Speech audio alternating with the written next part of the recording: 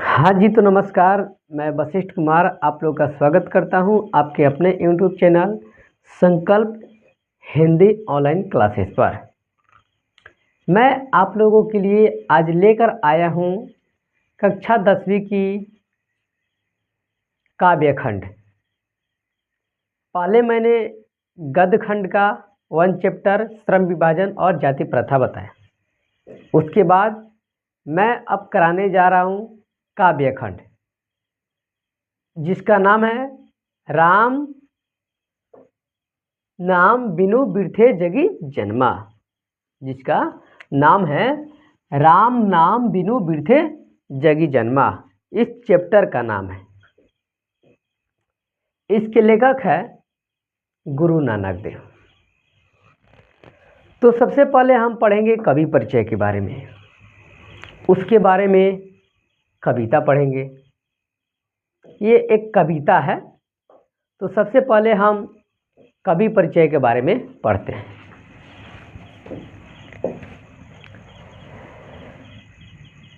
गुरु नानक देव इसके लेखक है।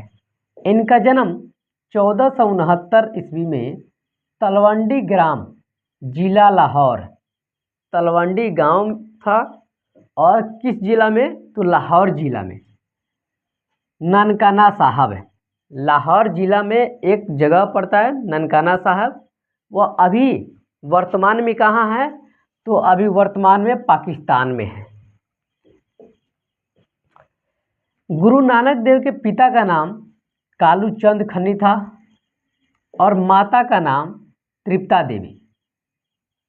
उनकी पत्नी सुलक्ष्मी। गुरु नानक सिख धर्म के प्रवर्तक थे। गुरु नानक देव सिख धर्म के प्रवर्तक थे। गुरु नानक देव हिंदू मुस्लिम दोनों की समान धार्मिक उपासना पर बल देते थे।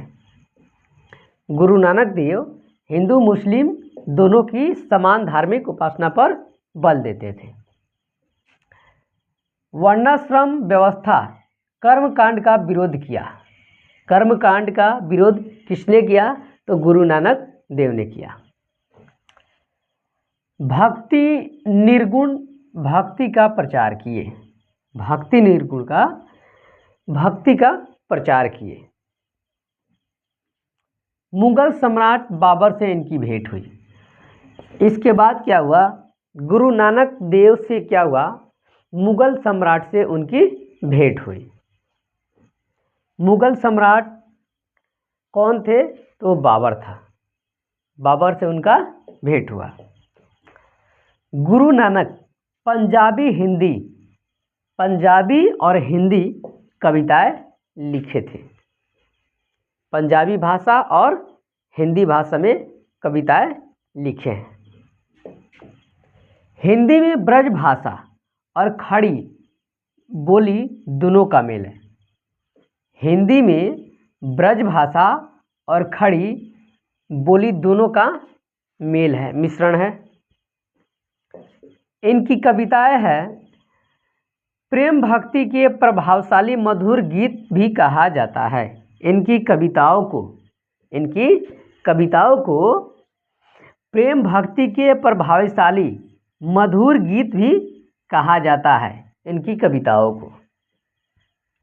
इनका उपदेश गुरु की महत्ता यानी गुरु की महिमा को महत्वपूर्ण बताए थे।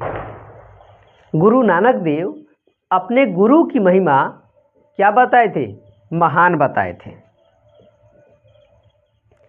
इन्होंने संसार को क्षणभंगुर कहा था। गुरु नानक देव ने संसार को क्षणभंगुर कहा था। ब्रह्म को ही सर्वशक्तिमान कहा। ब्रह्म का मतलब होता है परमात्मा। गुरु नानक देव ने परमात्मा को ही सर्वशक्तिमान माना है।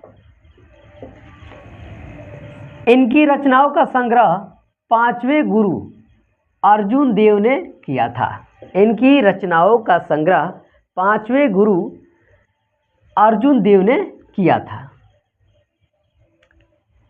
1604 ईस्वी में गुरु ग्रंथ साहिब नाम से प्रसिद्ध हुआ। ये जो ग्रंथ है यह 1604 ईस्वी में गुरु ग्रंथ साहिब नाम से प्रसिद्ध हुआ। गुरु ग्रंथ साहिब सिख धर्म से संबंधित है। गुरु ग्रंथ साहिब सिख धर्म से संबंधित है।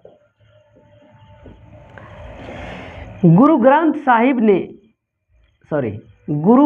साहिब में किनकी वाणी है? तो गुरु नानक देव जी की वाणी है। गुरु ग्रंथ साहिब में किनकी वाणी है? तो गुरु ग्रंथ साहिब में गुरु नानक देव जी की वाणी है। गुरु नानक देव जी समय में गुरु नानक देव जी के समय में एक और महान संत कबीर दास थे।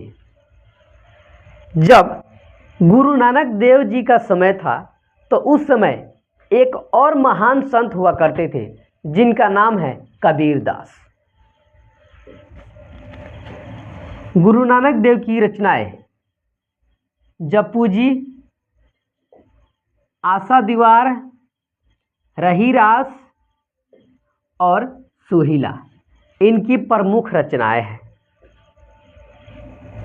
उसके बाद 1539 ईस्वी में वाहे गुरु कहते हुए प्राण त्याग दिए। गुरु नानक देव 1539 ईस्वी में वाहे गुरु कहकर अपना प्राण त्याग दिए। वो इस संसार को छोड़कर चले गए। तभी तो पंजाब में बोलता है लोग वाहे गुरु। आप लोग सुने होंगे, देखे होंगे कि पंजाबी लोग बोलते हैं वाहे गुरु। उसके बाद है निर्गुण निराकार ईश्वर के उपासक गुरु नानक हिंदी की निर्गुण भक्ति धारा के एक प्रमुख कवि भी हैं। तो यहाँ से ऑब्जेक्टिव आएगा, गुरु नानक देव जी का जन्म कब हुआ था? तो 1469 ईस्वी में हुआ था। उनकी माता का नाम तृप्ता दीदी। निम्नलिखित में किनके पिताजी का नाम कालूचंद खन्नी था? गुरु नानक देव। यहाँ से आपका बहुत सा सारा ऑब्जेक्टिव भी बनेगा। ये हुआ आपका पूरा उनके कवि परिचय। कवि परिचय यहाँ पर ख़त्म होता है। तो आप कहेंगे कि सर इतना ही? तो हाँ, कवि परिचय इतना ही है। इसके बाद हम चलते हैं कविता की तरफ। कविता पढ़ेंगे, उसका अर्थ भी पढ़ेंगे। तो चलते हैं अब